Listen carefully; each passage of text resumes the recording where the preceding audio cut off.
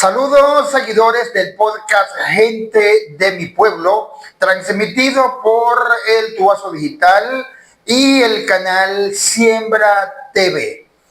Hoy nos enorgullecemos con un personaje nacido en Belén, en el estado de Carabobo, con muchos años de residencia en Villa de Cura, municipio Ezequiel Zamora del estado de Aragua. Se trata del poeta y cronista del Joropo Central, José Manuel Valera Lara.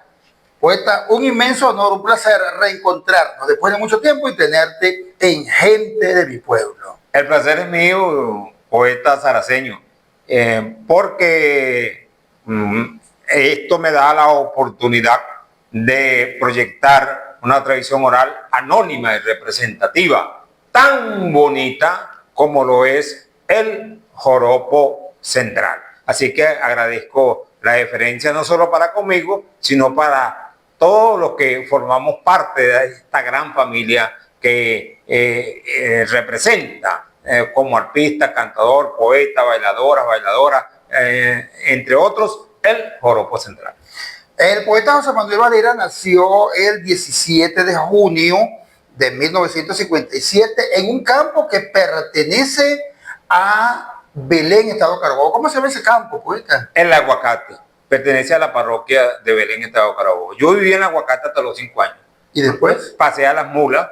En las mulas duré hasta los 7 años. Estaba en las mulas. ¿Dónde quedan las mulas? Las mulas queda a 2 horas de Belén. Ajá. Mi padre, quien era ganadero y agricultor, tenía un ganado en las mulas y conjuntamente éramos 19 hermanos. Y de allí nos trasladábamos a Belén 2 horas para llegar a Belén. Pero para estudiar primero, segundo y tercero, tenía que hacerlo en Cocotero, que quedaba entre el medio de Belén y las mulas. Y caminaba 1 hora todos los días. Y estuve a punto de graduarme de profesor de 3er grado, porque duré 10 años estudiando y nunca pasé para 4, porque no daban 4. Solo se puede estudiar 3er grado.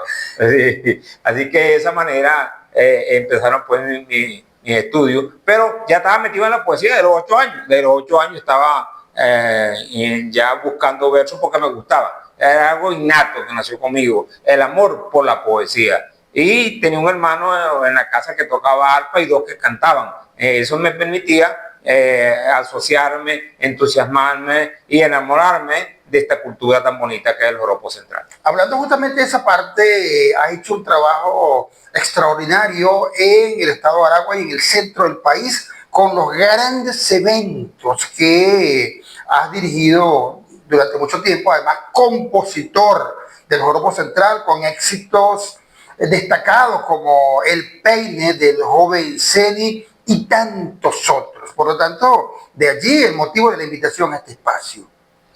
Mira, en realidad me siento satisfecho de que 32 artistas de la música venezolana hayan grabado mis letras y mis músicas. Entre otros, te digo, unos íconos como el Carnaval de Palmarito en la música llanera, José Gregorio Laya en la música llanera, Freddy López en la música llanera, también tenemos en el Joropo Central los más emblemáticos, todos son unos emblemas, pero destacaron la figura de Silvino Arma, Margarito Aristigueta, con quien por cierto llegué hasta España con Margarito Aristigueta, y trabajé también con el maestro Salvador Rodríguez, Aristides Villamizar, Brigio Ríos, el Perico, el Loro, Mario Díaz, no solo a nivel de baile, sino grabando con ellos y presentándolo en los diferentes programas que he tenido la oportunidad de moderar como locutor. En Radio Polo lo hice durante 20 años y en otras emisoras, actualmente en Artesana Villa de Cura. Y he venido pues hilvanando poco a poco un trabajo en función de proyectar el Joropo Central en su más genuina expresión. Poeta José Manuel Valera Lara, ¿tú tocas arpa? Mira. ¿Tú sabes por qué te lo pregunto? Por las uñas. Porque tiene las uñas largas. Eso es correcto. Mira, yo cuando voy a componer una música, yo agarro el arpa, yo tengo mi arpa, pero yo no toco arpa baile, pero sí la toco para componer, Para inspirarte. para sacar una música. Porque al comienzo, durante 15 años, llegué a tener muy buenos compañeros como arpistas, pero otros no, que le ponían una música que no acordaba con la letra que yo escribía. Por lo tanto, ahora cuando hago una letra, voy, agarro el arpa y la toco y le pongo la música. En el año 1988, cuando yo llego a Maracay, estaba Aragua, en Radio Apolo y en Radio Continente, en Radiovisión y en otras emisoras de la región, estaba sonando muchísimo un tema tuyo, estaba de moda, con el joven Zeny, El Peine. El Peine es mi carta de presentación y también la del joven Zeny, que ya no está con nosotros físicamente, pero nos dejó un legado de 200 temas grabados de mi autoría. Si no son 200, se acerca, o pueda que se pasen también él solo, el joven Zeny, porque duramos 30 años trabajando y eso me brindó la oportunidad no solo de representarlo como manager, como lo hice con otros también cantadores y artistas, sino escribirle, como lo he hecho con casi todos los cantadores del Europa Central, con quien me uno una mente estrecha con todos ellos. Yo tenía un peine muy bello y me lo quitó María para peinarse el cabello porque peine no tenía. Sí, ahí me fui para la parte esotérica, porque sacarle punta al lápiz a un peine, eso cuesta. Entonces yo busqué la parte esotérica y de esa manera el peine pegó. Pero hay algo anecdótico, ¿no? Yo estaba recién casado con quien es mi esposa, Yulvani Rodríguez, sobrina, por cierto, del recordado maestro Salvador Rodríguez. Otro insigne del arpa. O un ilustre, uno de los más ilustres del arpa, conjuntamente con Florencio Aquino, están al unísono en lo que a la historia y al prestigio se respecta, ¿verdad? Pero yo me gustó mucho una muchacha llamada Araceli y le hice una canción a Araceli. Y yo era gerente de una oficina de bienes y raíces en Maracay. Y llegó un locutor de Radio Apolo buscando una casa para alquilar. Y yo dije, yo tengo 80. Entonces, te doy una, pero me promueves a Araceli. Y él empezó a promover en Radio Apolo a Araceli. Pero el público eligió otro. No, Araceli no, el peine. Y se fueron por el peine y Araceli se quedó en el camino. O sea, el tema.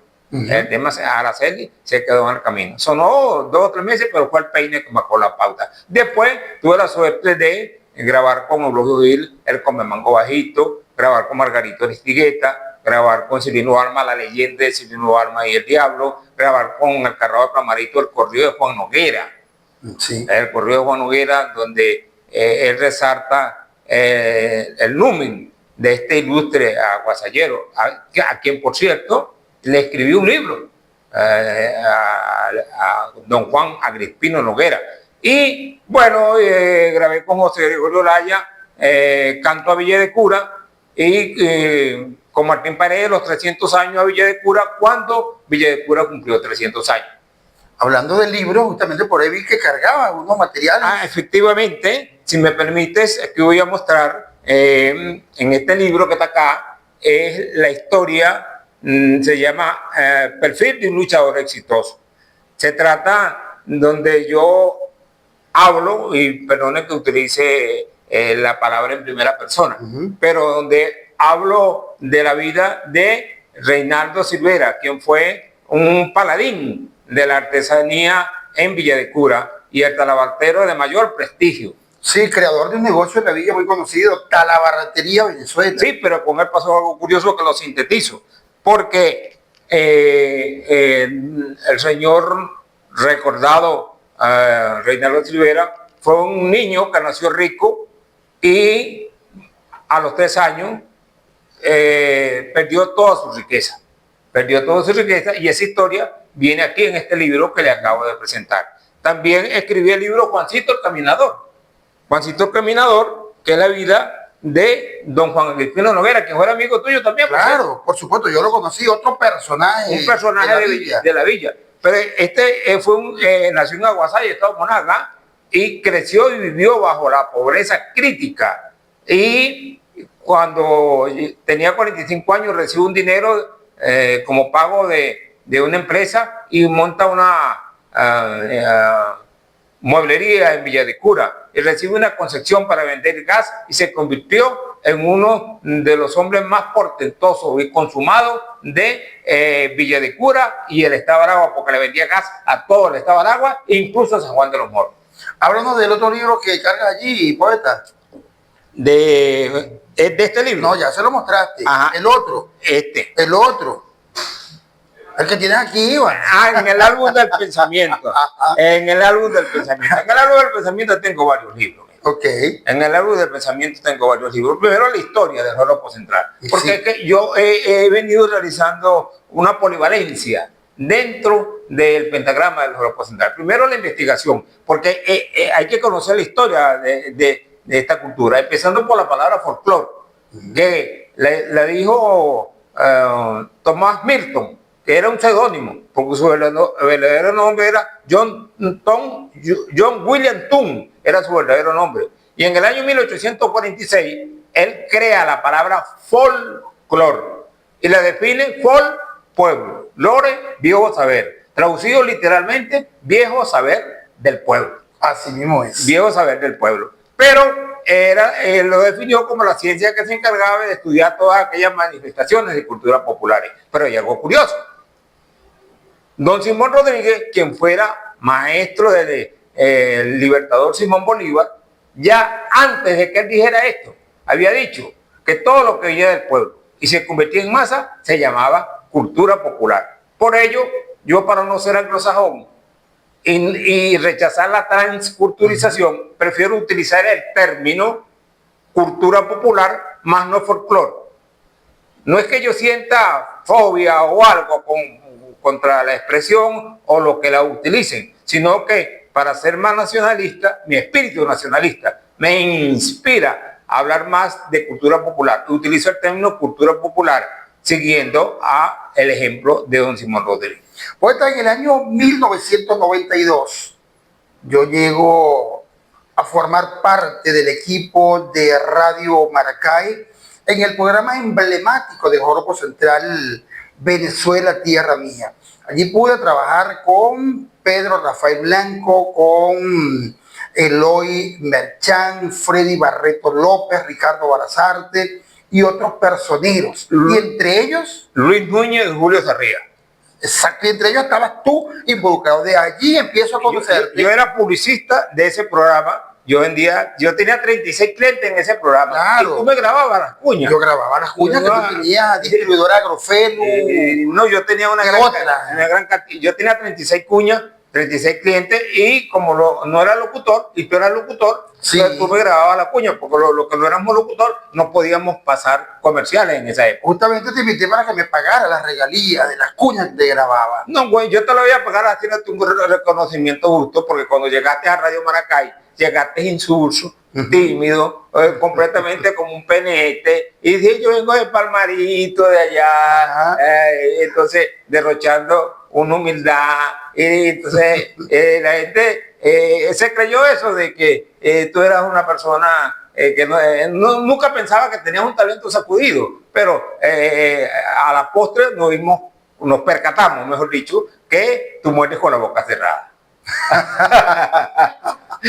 Bueno, justamente hablando de todo eso, cuando yo te conozco, en esa época, eres un hombre muy querido, pero odiado en el Horóscopo Central. Querido y odiado. Es decir, despierta ese tipo de sentimientos en algunas personas. Mira, tú me llevas a transportar la mente por el sendero de ayer. Julio Flores, el gran poeta colombiano, antes de el Gabo García Márquez, siendo él uno de los más prestigiosos poetas colombianos. Cuando él lo van a entrevistar a unos franceses, él sufría de una dixomanía alcohólica. Le dicen, debe estar en el bar de la esquina. En el bar de la esquina. Y luego van a buscarlo al bar y dicen, ahorita se fue. Y cuando llegan a la esquina está un hombre tirado en el suelo, en una acera. Y le pregunta un señor, ¿usted no ha visto por aquí pasar el poeta Julio Flores? Y dice Julio Flores, sí, yo soy. ¿Usted es el poeta Julio Flores? Y se quedaron impresionados los periodistas. ¿Usted es el poeta Julio Flores? Sí, eso es para que vean que los valores colombianos andamos por el suelo, ¿no? O sea, que la crítica no hay que verla como algo peyorativo, sino como algo que más bien que resalta cuando tú estás por encima de esa crítica o cuando esa crítica no tiene fundamento. A veces la crítica es envidia, poeta. Bueno, también es envidia porque hay el libro de albedrío de la envidia. Hay gente que, por ejemplo, que no le gusta mi estilo porque yo digo la verdad y eso pique da caraspera. Entonces, no le gusta el estilo o tal vez porque yo no sea un Tony Curtis, pues. Entonces, y para los jóvenes, ser un galán de la época del siglo XX. Bueno, entonces, queridos amigos, yo a eso no lo hago caso porque es gaje de lo mismo. Era el creador del evento Valera y sus estrellas. Eso nace en el año 1982 para salvar el Joropo Central de un cataclismo. El Joropo Central comienza con el golpe de locha.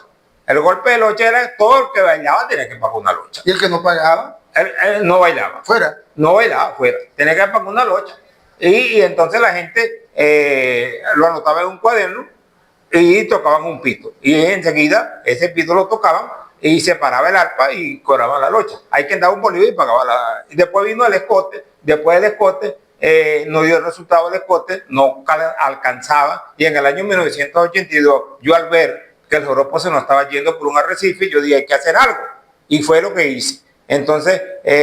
cobrar entrada. Cobrar entrada, pero cuando cobro entrada no va nadie, porque nunca habían pagado. Ahí empieza a molestarse la gente. Ahí ¿Qué se cree ese poeta? Ahí empieza el odio para conmigo.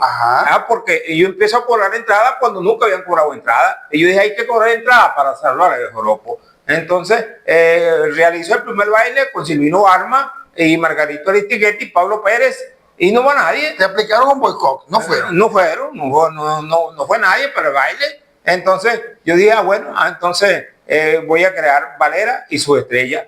Y logré reunir 20 artistas en una misma noche. Y fueron los joroperos. Pagaron. Eso despertó un entusiasmo colectivo dentro del Joropo Central. Y todos, las y los joroperos, asistieron al baile. E incluso en una oportunidad llegué a meter hasta 2.100 personas en un baile de joropo. En alguna ocasión tuve la oportunidad de animarte. Y tú estabas como animador, entre otros, cuando se entregó la orden Salvador Rodríguez. Estabas ahí como animador. Estaba también Ricardo Barazate, por cierto, ahí. Y en varios bailes, tú formabas parte de Valera y sus estrellas. Tú eras una estrella más y sigues siendo una estrella, ¿no? Una estrella. Y lo importante es que no se paga, ¿no? Gracias a Dios. Se mantenía día por mucho tiempo. Sigue brillando con luz propia, ¿no? Entonces, ok. El joropo ha venido, tú sabes que el mundo es dinámico y cambiante. Claro. El joropo ha venido teniendo transformaciones. Hoy en día, por ejemplo, vemos como el joropo le han sumado 4, que eso nos lleva a 4. El joropo sale la gente bailando sin camisa o descalzo. Eso no debe ser así porque se convierte en un eufemismo. O bien le ponen un piano, le ponen un tambor. Lo hemos visto de diferentes maneras. ¿Cuáles son los instrumentos típicos del joropo? Arpa, maraca y buche. Arpa, maraca y buche. ¿Tú me lo puedes decir en verso? En décima. Bueno, yo cargo por aquí, si me permite. Claro que sí. Vamos a mejor decirlo en décima. Mira, ahí te empiezo rapidito. Y lo voy a leer porque en realidad no me sé la letra porque la escribí anoche. Quizás por la impaciencia legítima de hacer real, que al joropo central le están quitando la esencia. No es que es una demencia, el 4 cuando se escuche, pero para el que luche, lo genuino, topo a topo, no hay como oír un joropo con arpa, maraca y buche. ¡Opa! Hasta tambores y pianos le han llegado a poner, echando con los pies a perder lo que hicimos con las manos. Más que amigo, soy hermano de todos estos artistas. La actitud es triunfalista, pero en lo cultural desborona al final una historia tan bonita. Señores, queda aclarado de una manera certera la posición del joropo de José Manuel Valera. Sí, pero dice así, para concluir. Quintín Duarte y Margarito, el Chirulí y Silvino triunfaron siendo genuinos, cantando bueno y bonito. Lo que he oído y he visto no es para formar un lío. Respeto ese albedrío y no me enojo de paso porque llegando ese el caso, este joropo no es mío, ¿De quién es? del pueblo. ¿Hay algo más por allí? Ajá, concluyo diciendo, 50 años investigando tengo esta tradición y me llama la atención todo lo que está pasando. Hombres con hombres bailando, descalzo o sin franela. Esto es una rochela o una eufemista lanza que destruye una danza típica de Venezuela. Oye, es una posición firme, poeta, muy bueno. Sí, entonces espero que compartan conmigo esta posición que escribo en esta décima, porque la intención es que se mantenga lo genuino, porque, como lo digo aquí, los grandes artistas llegaron a triunfar sin quitarle pues la esencia al joropo. Hemos visto, poeta, la desaparición física de glorias del joropo central, como es el caso del Gabán Tacateño, Brígido Ríos, Atilio Segovia, el de la muerte de Tite y otros. No, pero se ha venido desmoronando el talento por cuestiones naturales. Yo diría que es el año 1987 cuando muere el Canario de Aragua, luego muere Aristides Villamizar en el 91, en el 92 muere Salvador Rodríguez, luego el joven Ceni en el 2014, Pablo Emilio Ramírez en el 2005, muere el Cardenalito de Aragua. Enigmáticamente, sí. Después muere el Cardenalito de Aragua, muere Tusa, muere el Loro de Miranda, muere Juancito Espinosa, y pasaron unos enigmas, chicos, que llaman poderosamente la atención. Se pierde Bonifacio Villarruel, porque estaba cantando un baile en Santa Teresa, luego de cantar el baile, sale y se mete en una montaña a hacer una necesidad fisiológica y no apareció más nunca. Hace 30 años, más de 30 años que lo andan buscando y todavía no lo han conseguido. Yo no conozco esa historia, pues. Eso es un enigma, porque acuérdate que el joropo central es enigma, es fábula, es paradigma y es historia, entre otras cosas. Ahora, ante la desaparición de todos esos garantes, como estamos conversando, ¿cómo ves el futuro del joropo? Las nuevas generaciones han ido adoptando la posición como debe ser, típica. Primero, necesitamos, para ganar una pelea, uno tiene que estar preparado. Meterle más cultura al joropo central, trabajarlo con más cultura. Que la improvisación quede para los bailes, ¿verdad? Pero a la hora de grabar, que tenga un profundo sentido poético, metáfora, acento, melodía, como tiene que llevar toda una buena composición, ¿verdad? Y el futuro es promisorio. ¿Por qué es promisorio? Porque hoy más que nunca, gracias a las redes sociales, podemos hacer trabajo como este que tú estás realizando aquí, que dicho sea de paso, te felicito por ello, porque esto llega a todas partes del mundo. Entonces nos brinda la oportunidad. Antes solamente cuando nos podíamos dar a conocer en el centro del país o en el pueblo, ahora no, a través de las redes sociales, bueno, en el mundo entero nos están escuchando, nos están viendo, y para todos los que nos están viendo, un saludo, un abrazo y el deseo sincero de que pasen un día extraordinario y todo el año. Te despediste antes de tiempo, pero acostumbramos con todos los invitados que nos den un mensaje de reflexión. Eso queremos también conocerlo de ti. Mira, el mensaje de reflexión yo quisiera darlo para todos los que trabajamos de una forma u otra con la música venezolana. No debemos de tomar la música venezolana, ni la llanera, ni la oriental, ni los 23 joropos que tenemos en Venezuela, como una rochela. Tenemos que darle el valor superlativo que tiene esta cultura y no tomarlo como rochela. Y los nuevos valores es tratar cada día de venir con una preparación más preparado que antes, porque no es igual la época de Quintín Duarte cuando cantaba improvisado y por tener una voz que era un tenor, llegó a ser el precursor del joropo central. Ahora no, ahora se necesita que desenfundemos la espada de la cultura para poder ganar los desafíos que nos plantea el destino, si no vamos a salir derrotados del curso del camino. Mucha tela que cortar, interesante programa, quedó temática para otro espacio. Por ahora nos despedimos de Gente de mi Pueblo. En la producción Armelis Fuenmayor, moderador Ramón Figuera, Colegio Nacional de Periodistas 12.528, invitado especial, el cronista del Joropo Central, José Manuel Valera Lara. Te pido 10 segundos para expresar en nombre de todos los que amamos la cultura popular con agrado, la oportunidad que me has brindado en este espacio y de la señorita, me dijiste que te llamaba Armelis. Armelis, te grabaré en el hilo de mis pensamientos para no olvidarte jamás. Y a usted, poeta, muchas gracias. Gracias por todo. Agradezco, no tengo palabras para describir la generosidad, la gentileza y el cariño que han tenido para conmigo, el cariño sobre todo de la señorita que es muy amable. Armelis. Sí, Armelis. Voy a hacer una canción que se llama Armelis para que no se me olvide. Tráigala. Empezamos una vez.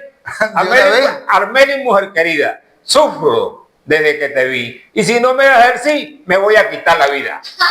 Bueno, pero fuera de aquí del segment de gente de mi pueblo, en otro sí. Qué bueno, qué bueno. Pues un placer. El placer es mío. Un placer por haberlo tenido con nosotros. Hasta Gracias, otra oportunidad. Gracias. Y disfrutamos mucho el programa. Gracias, doctor. Gracias. Muy amable. Muy amable. Feliz día.